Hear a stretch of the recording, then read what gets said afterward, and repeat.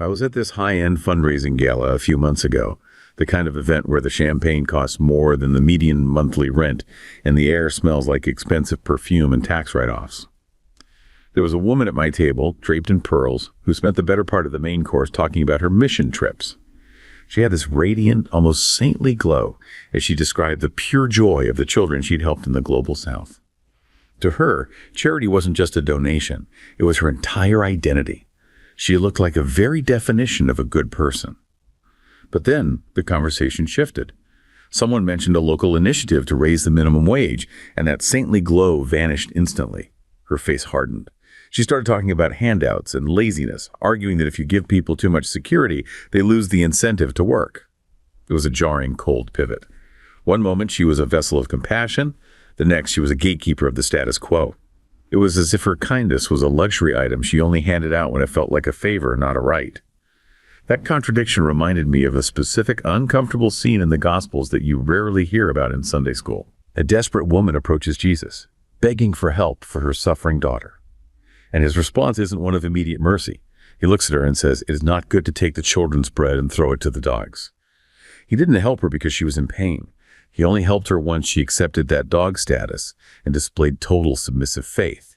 It makes you wonder, is the charity we see today, from the Billionaires Foundation to the cathedral's outreach, actually about ending suffering?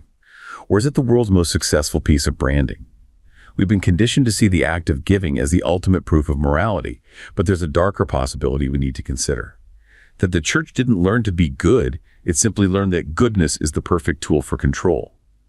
Today, we're peeling back the label on the ideology of benevolence to see the cold logic hidden inside the bottle. That opening really, it just zeroes in on the core tension we're diving into today. It really does. It's the structural difference between solving poverty through, individual moral acts of giving what we can call commodified morality versus solving it through massive systemic and sometimes ruthless governmental planning. Commodified morality, that's a powerful phrase. It is, and our sources today, they really force us to evaluate these two fundamentally different approaches to development and poverty reduction. We're comparing the history of rich Western nations, which so often rely on charity to kind of buffer the sharp edges of market failures. Right, to patch the holes. Exactly, patching holes. We're comparing that to the rapid, almost vertical ascent of East Asian economies that use state-led structural transformation. So our mission today, then, is to really understand which approach gives you better, measurable, intergenerational upward mobility. Precisely. We're going to evaluate physical output metrics, things like industrial capacity, power consumption, against the moral signaling of traditional Western charity. I love that. So we're starting not with compassion, but with power. Let's unpack this with the concept that really sits at the complete opposite pole of individual charity. The developmental state. Yes. This is that state-led systemic government model that, East Asia really embraced. And it's in such sharp contrast to the Western model, which often views government intervention with a lot of suspicion. A deep suspicion. And the foundational idea here, it was famously coined by the political scientist Chalmers Johnson, is that the developmental state is just fundamentally different from a typical Western state. How so? It's defined by its unwavering focus on a single objective, economic development. And critically, it will take all necessary policy measures, no matter how unorthodox they might seem by, say, free market standards, to get that objective accomplished. Okay, and the mechanism that lets this focus last for decades is this concept of the hard state. The hard state. We're talking about strong state intervention, extensive regulation, centralized planning. This is the Eastern systemic alternative to the standard Western regulatory state, like the model in the United States. What's the real functional difference between those two? The difference is really one of purpose and posture. A regulatory state is, you could say, it's like an umpire. An umpire, okay. It steps in to enforce standards and protect the public from market failures, whether that's stopping a monopoly, making sure there are fair labor standards, or providing public goods the market just won't. It's essentially playing defense against corporate bad behavior. So the U.S. model is primarily reactive, playing defense against corporate failure, while the developmental state is playing offense, actively picking winners and engineering specific outcomes. That's a perfect way to put it. The developmental state doesn't just manage the economy, it actively, engineers it. It intervenes directly to promote the growth of new strategic industries. The ones it thinks will pay off big time. The ones that promise high returns and spillover effects for the whole nation. It pursues these industrial policies that a typical Western regulatory state just can't, because its mandate is limited to regulation, not proactive national strategy. This sounds like economic planning on a massive, almost military scale. Yeah. How does a state like that ensure its planning is actually effective and not just, derailed by short-term politics? That takes us straight to the mechanism of guided capitalism. The state mobilizes and invests the majority of the nation's capital, but it's not arbitrary. Right. It targets the single most promising industrial sector, the one that will give the maximum spillover effect for society. And the decision-making is often insulated. Insulated how? Well, in Japan, this was the job of the Ministry of International Trade and Industry, MITI. These policies are guided by non-elected bureaucratic elites who are autonomous. They're protected from short-term corporate lobbying and from the immediate political demands of the working class. And that autonomy is the key. It's absolutely crucial because it allows the state to prioritize long-term national industrial interests over the short-cycle demands of an election or a quarterly profit report. But wait, if these bureaucratic elites are insulated from political demands and corporate influence, doesn't that inherently risk massive corruption? It makes them fundamentally unaccountable to the very citizens they're supposed to be helping. We've seen states fail spectacularly when power gets that centralized. That is the central paradox. It's the inherent risk of the model, for sure. The theory behind the developmental state is that this insulation is necessary to execute these complex, multi-decade industrial plans without interference. But how do you manage that risk? To mitigate it, the state often imposes extraordinarily strict performance metrics. This is not a handout to corporations. It's a very tight conditional bargain. And this is where Alice Amsden's work on late industrializers is so insightful, especially her concept of getting the price wrong. That phrase is just. It's so counterintuitive to anyone who studied Western economics, which prizes free market equilibrium above all else. How does growing an economy require getting the price wrong? It means you deliberately deviate from the free market equilibrium price to boost your strategic sectors. South Korea, for example, it didn't grow by just letting supply and demand determine the price for everything. Oh. The state intervened to lower production costs for its strategic industries like steel or shipbuilding. This could mean granting huge subsidies, controlling exchange rates to favor exports, or even manipulating domestic wage levels and controlling inflation. So the state isn't reacting to the market. It's aggressively shaping it, making it cheaper and easier for its chosen national champions to succeed on a global scale. But what's the trade-off? What's the conditionality that stops this from just becoming a massive corporate welfare program? The conditionality is absolutely key. The state provides the cheap credit, the subsidies, the protection, but in return, it demands export performance. Oh, there it is. If a company gets that cheap state credit but fails to meet aggressive export targets or efficiency metrics, the state will punish them, and severely, sometimes even revoking licenses or forcing mergers. Since it's a high-stakes game. It is. This ensures that all that massive state intervention results in competitive, globally oriented industries, not just lazy, domestically protected monopolies. This systemic focus on capacity and efficiency is really what powers the developmental state. And the tangible results, they're hard to argue with, especially the speed of growth. This wasn't incremental progress. This was warp speed development across East and Southeast Asia, Japan, South Korea, China, Thailand. It was. When you compare 60 years it took England to double its economy during industrialization, or 50 years for the U.S., with these Asian countries doubling theirs every 10 years. Yeah. You realize this is a fundamentally different economic engine. And that engine drives massive poverty reduction. It links structural power directly to better societal outcomes, which is the whole point of our deep dive. I mean, look at Thailand's metrics. In the 1960s, 60% of the population was in poverty. By 2004, largely due to this state-led industrialization and economic planning, that figure was down to 13 to 15%. That's incredible. Thailand has one of the best records on the planet for reducing poverty per increase in GNP. That seismic shift in prosperity, it's not about sporadic charitable acts. It's a direct result of large-scale, state-mandated structural planning. And this is that core theme. The transition from Western religious charity as a tool for social preservation to the Eastern model of state capacity. Where infrastructure and industrial efficiency become the primary drivers for actually eliminating poverty and ensuring social stability. So if we look at this through the lens of dependency theory, the idea that poorer nations are sort of perpetually disadvantaged and exploited by the global corporate north, the developmental state, this hard state, it acts like a necessary political shield. It's a shield. It's strong enough to protect its developing industries and its citizens from the negative consequences of foreign corporate exploitation. Right. These governments use their authority to craft long-term policies that benefit all citizens, not just a small, wealthy, often foreign-aligned elite. They enforce strict regulations on multinational corporations, MNCs, ensuring that domestic standards for pay and labor are met. And they keep the money in the country. They demand reasonable taxes and, crucially, ensure the retention of profits within the country. It directly counteracts that typical leakage of wealth from developing nations. Let's look at Thailand's application of this hard state muscle.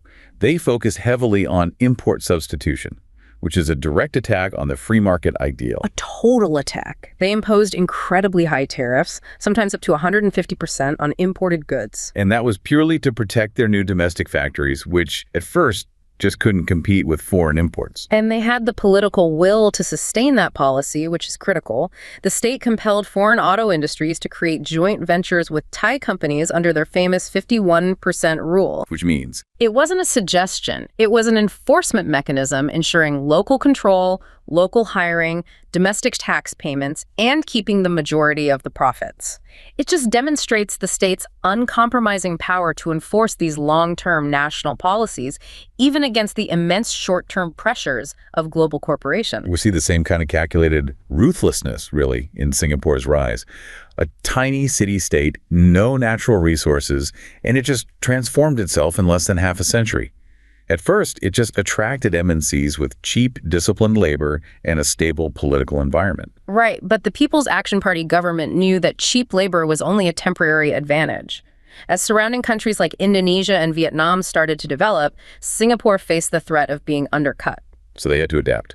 The state realized that industrialization required aggressive upgrading of the labor force. They launched these massive, expensive education projects, especially targeting vocational and technical training. And this wasn't just generalized education, it was hyper-targeted, wasn't it? Completely. The government created institutions like the Vocational and Industrial Training Board back in 1970 to match worker skills directly to the needs of their economic development plan.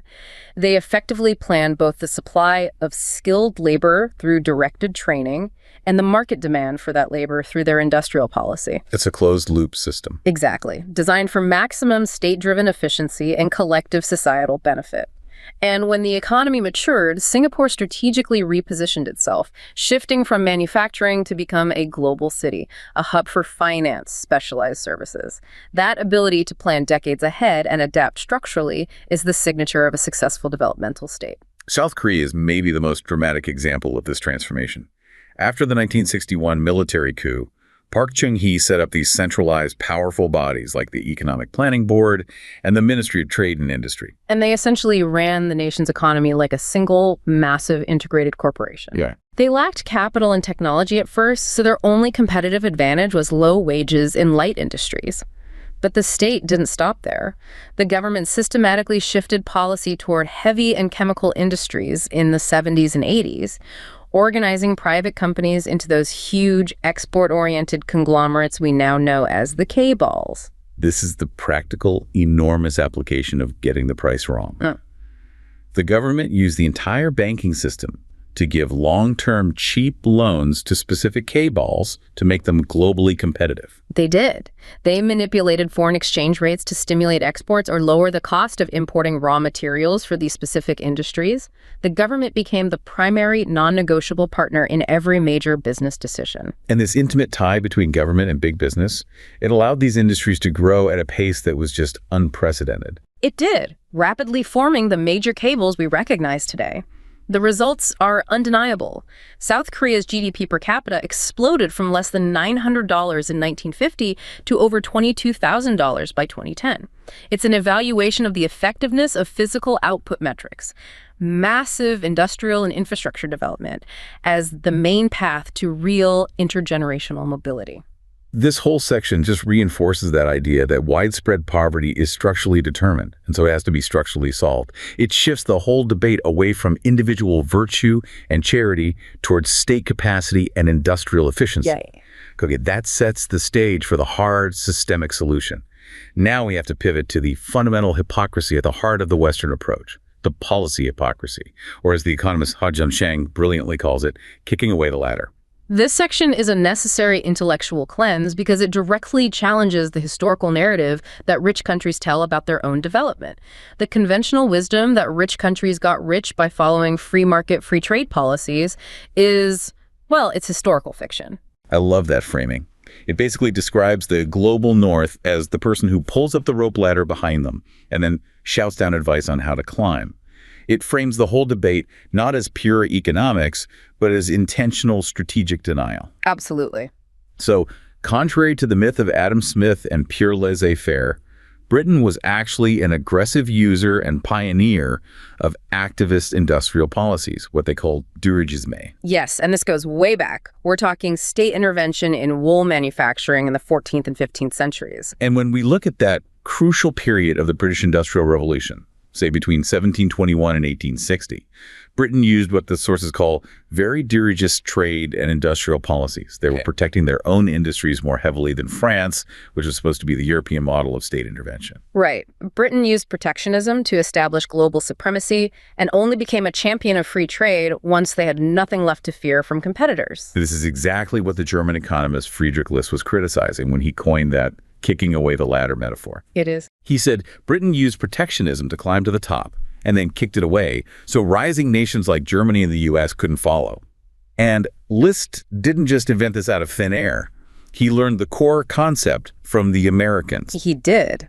The infant industry argument. The idea that new domestic industries need temporary protection from mature foreign competitors until they can stand on their own, that was systematically developed by early American thinkers. Like Alexander Hamilton. Exactly. The nation's first Treasury Secretary, and later by Daniel Raymond. List, during his exile in the U.S. in the 1820s, he absorbed and formalized this explicitly protectionist doctrine. And the U.S. didn't just pay lip service to this. Between the Civil War and World War II, the U.S. was, and I'm quoting from the sources here, literally the most heavily protected economy in the world. They used high tariffs as the cornerstone of their national development strategy. It was so central that the American Civil War was fought as much over tariff policy as it was over slavery. The industrial North, they favored high tariffs to protect their new factories, while the agrarian South, which depended on exporting cotton and importing cheap European goods, fiercely opposed them. And Abraham Lincoln himself was a well-known protectionist. A renowned protectionist advocating the American system, which tied infrastructure development directly to protectionism. His top economic advisor, Henry Carey, was one of the most famous protectionist economists of the 19th century. His history has been largely erased by the later embrace of free market ideology.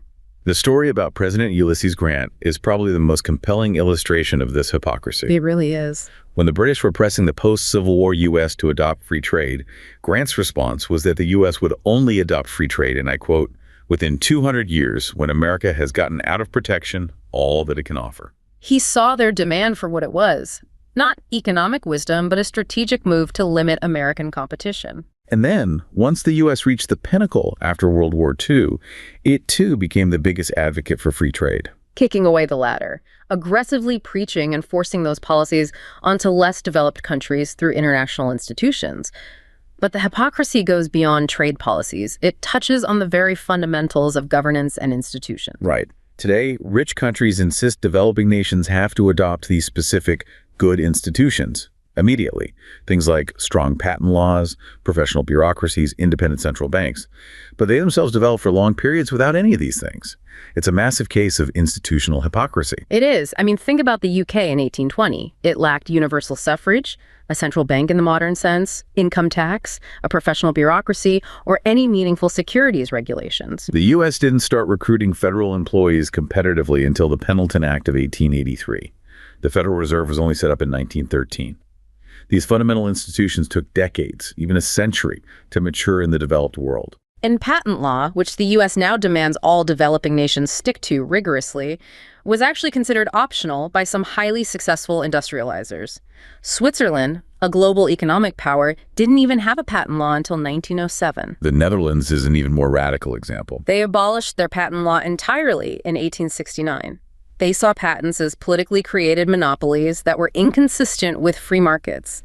They didn't reintroduce one until 1912. So for nearly half a century. For nearly half a century, the Netherlands was free to steal and replicate any technology they wanted from their industrialized neighbors like Britain and Germany.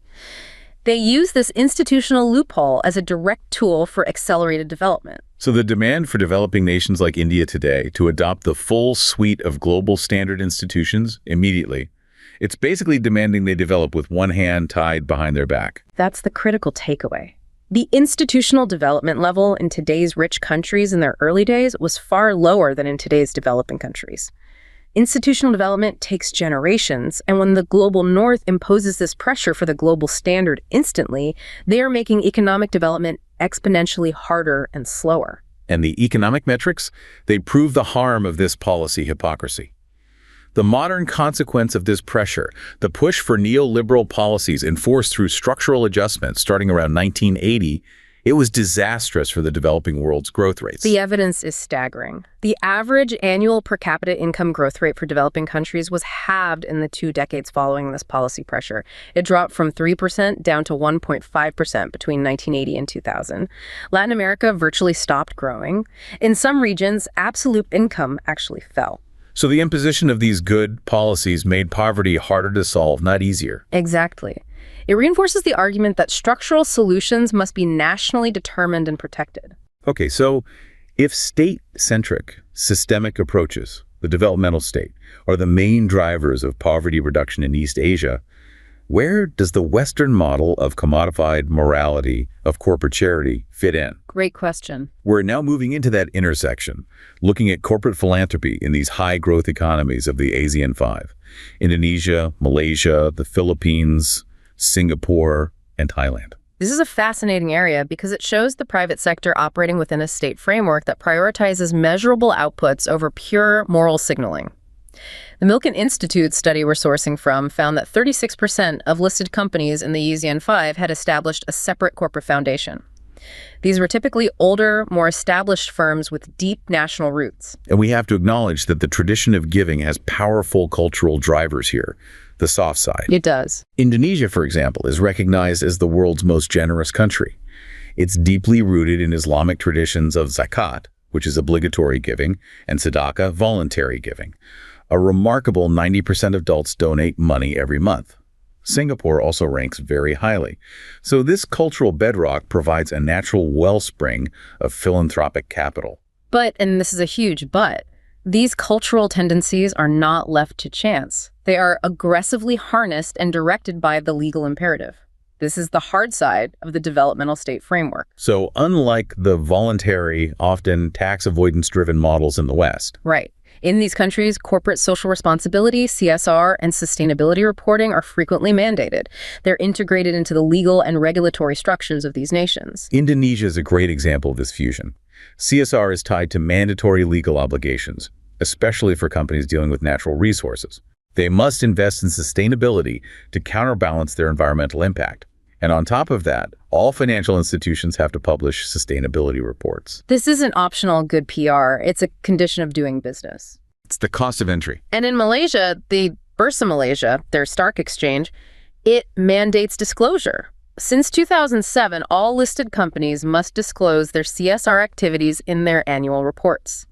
This expectation often drives the formalization of giving in to these corporate foundations.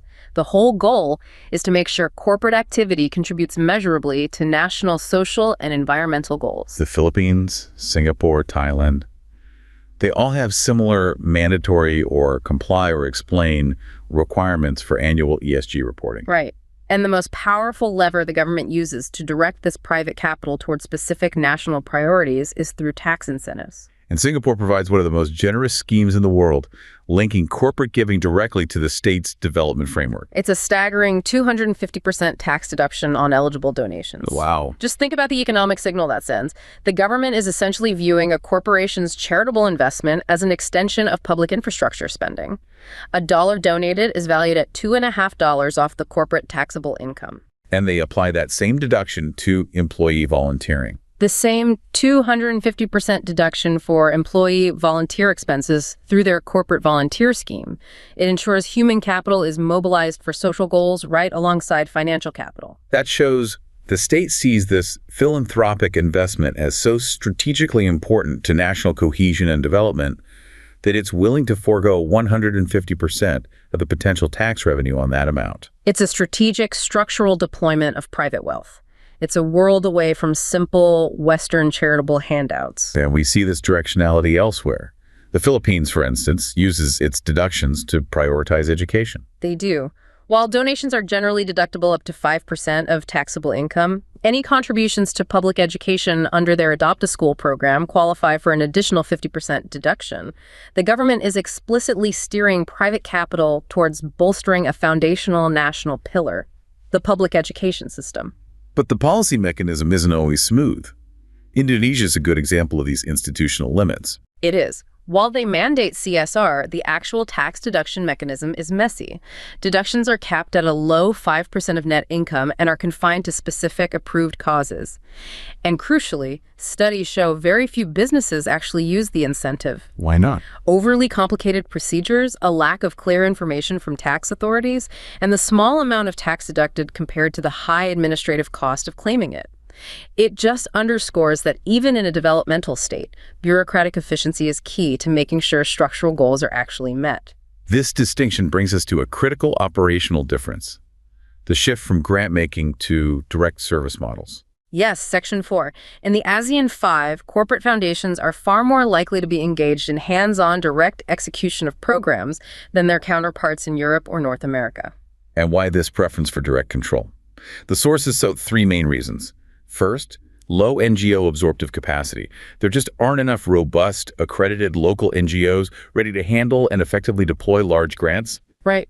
Second, significant trust issues between funders and nonprofits are common.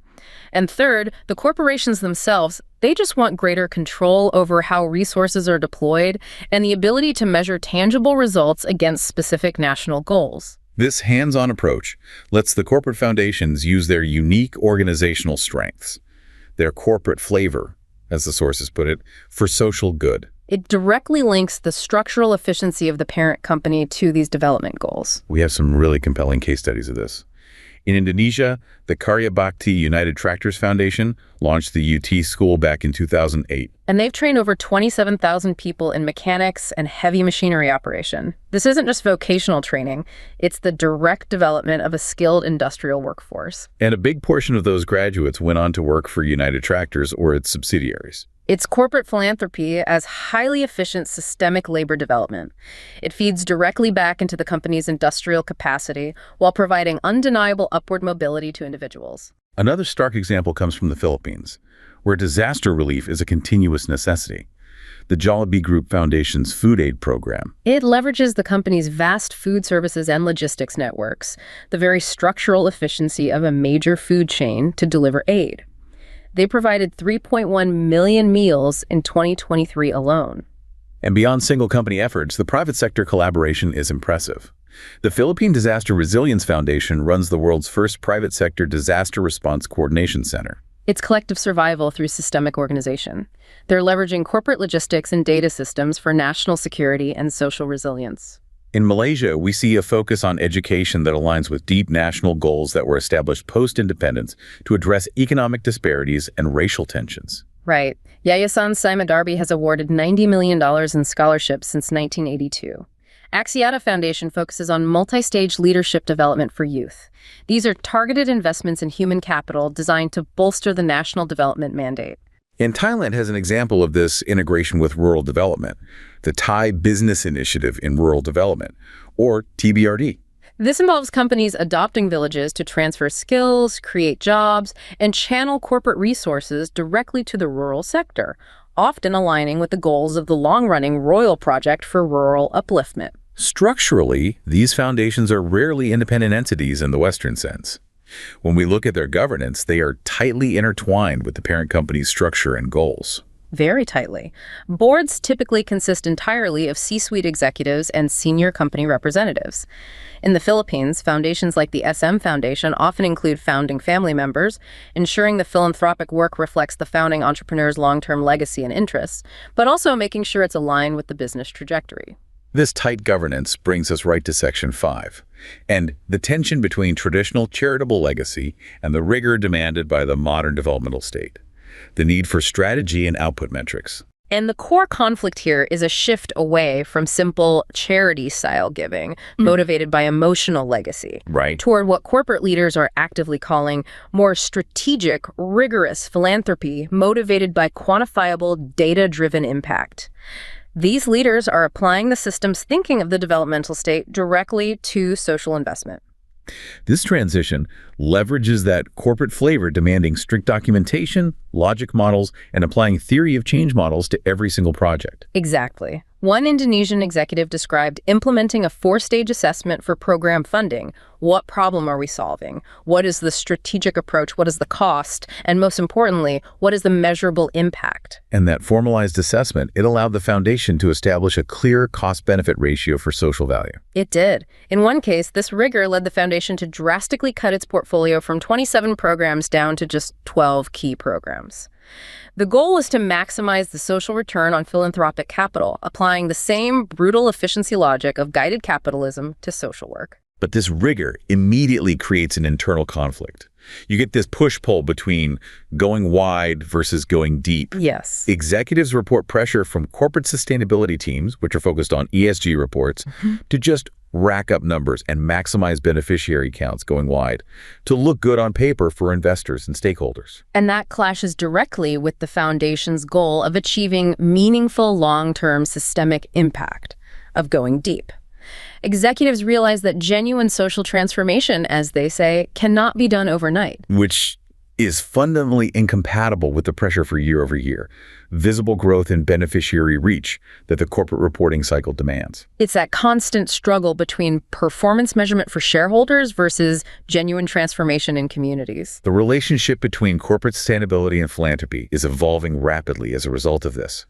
We are seeing foundation leaders increasingly report to chief sustainability officers, integrating the charitable arm into the broader environmental and social strategy. But this integration sparks a philosophical debate on sustainability versus pure philanthropy.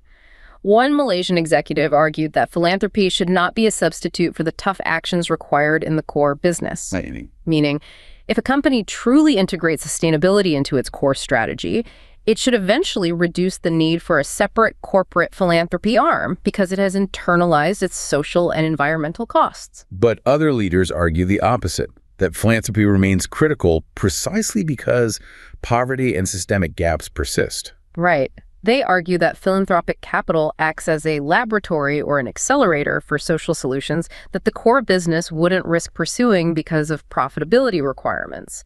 They also noted that having a strong, effective foundation helps attract purpose-driven talent. It's an investment in the long-term health of the entire business ecosystem. Implementing this level of rigor, though, it has to face significant resistance at the ground level. Oh, absolutely. Nonprofits often lack the capacity or even the eagerness for the strict documentation and output metrics that these corporate funders require. Furthermore, longtime foundation staff may resist the strategic reset, particularly moving away from familiar, politically safe models like scholarships, which are easy to prove impact for, towards new programs that require convincing, data-driven proof of higher social impact. So the leader's role in this transition often shifts to one of delicate intermediation. It does. They have to manage the emotional content of these strategic resets, bridging the gap between conservative, cautious boards who prize safe legacy giving and their staff, who might be more inclined toward social justice warrior goals that demand immediate radical change. This necessity of bridging corporate governance, state mandates, and community needs brings us directly to the changing nature of the corporate philanthropy executive's job, a role that has fundamentally transformed from just managing donations to strategic leadership. Yes, and the Milken Institute interviews identified 3 key interrelated roles for this new type of leader, reflecting the necessary fluidity between the structural demands of the state and the operational realities of civil society. What are they? First, they have to act as influencers. Their job is to embed impact goals and values deep within the company culture and engage business leaders who might otherwise focus solely on quarterly returns. This requires appealing to the hearts and minds of executives to move the company toward impact, using the language of shared value, not just charity. Second, they have to be highly effective translators. Yes. This means articulating precisely how impact initiatives and the business strategy intersect. The executive needs genuine business acumen combined with deep philanthropic understanding. They have to advocate for social investments through a clear business rationale that demonstrates measurable shared value outcomes. They're connecting the metrics of social good with the metrics of profit required by the board. And third, they are crucial conveners. Their role is to orchestrate complex partnerships, bringing together civil society, the private sector, government agencies, and international development organizations to design and coordinate large systemic programs. This demands effective communication tailored to the unique incentive structure of each stakeholder. You have to understand what the Ministry of Trade cares about versus what the NGO staff needs to survive. And success in this complex, multi-stakeholder role, it really hinges on deep engagement and collaboration. Fundamentally, leaders describe a growing interest in being more conscious about listening to communities, engaging in direct dialogue, and involving local stakeholders extensively in program design. They recognize that top-down industrial policy still needs grassroots acceptance to succeed socially. And this commitment to listening extends internally as well. It does. The executive who led that major strategic refresh, the one who cut the portfolio down, he engaged extensively with company executives and held individual one-on-one meetings with every single member of his staff, which was about 150 people. That's a huge commitment. A huge commitment to build buy-in and address the emotional resistance to moving away from those legacy programs. This intentional effort was deemed critical to successfully implementing the new, rigorous, system-driven strategy. The synthesis we find here is powerful. While the Eastern Developmental State Model focuses on state-led structural change through industrialization and regulation, corporate philanthropy within these high-growth nations is evolving away from simple charity towards a rigorous, measurable, and systemic approach. They're adopting the systems thinking, the efficiency, and the long-term planning that define the developmental state itself. It's the pragmatism of Eastern collectivism applied to the moral impulse of giving. They're finding ways to use the rigor of capitalism, the strict documentation, the cost-benefit analysis, the measurement of physical output metrics. It's not just for shareholder profit, but to achieve measurable social development goals that are mandated or encouraged by the state. This represents a conscious evaluation of the effectiveness of physical output metrics like power consumption and patent conversion rates against the commodified morality of Western charitable institutions in achieving genuine intergenerational upward mobility. So this entire discussion started with a question about charity, control, and the morality of giving. What we've concluded really is that the choice between individual compassion and structural power defines 2 competing global economic systems. Indeed. What our deep dive reveals is a global divergence. The West historically relied on protectionism and now focuses on policies and institutions that encourage charitable morality and individual giving to manage the visible consequences of market failures. The East Asian models, conversely, prioritize national, structural, and industrial mandates enforced by the state, the hard metrics of industrialization and centralized economic planning that demonstrably drive widespread poverty reduction. The modern corporate philanthropy in Asia is caught between these 2 worlds, trying to use the rigor of capitalism to achieve the goals of social development.